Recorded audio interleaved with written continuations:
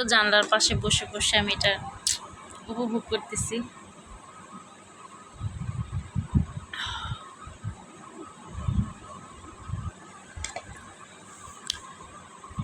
তো আজকে আমি অনেকদিন পর আসলাম, আর অনেক মোটা হয়ে গেছি আমার মনে হইতেছে। আমি জানি না আপনাদের কাছে কেমনটা লাগবে, অবশ্যই জানাবেন আমাকে। তো নিজের থেকে চেষ্টা করতেছে কতটুকু ওয়েট লস করার জন্য। আর আমার মুখটা দেখছেন কি অবস্থা হয়ে গেছে, এখানে এখানে মানে দাগে প্রচুর পরিমাণে স্কিনটা আমার একদম বাজে হয়ে যেতেছে। আমার নিজের চেহারাটা দেখলেই মানে আমি নিজেই অবাক হয়ে যাই।